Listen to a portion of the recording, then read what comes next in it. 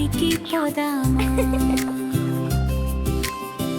నెమ్మదిగా ఇదే బంగారు చేపల్ని చూడొచ్చు. తాకట్టులాగా ఎగిరే చేపల్ని ఆనందించొచ్చు. నీళ్ళలో తిరిగే వలయాలు లాంటి చేపల్ని లెక్క పెట్టొచ్చు. ఎగిరి పడే తుంతలు చూసి మనసు హర్షించొచ్చు.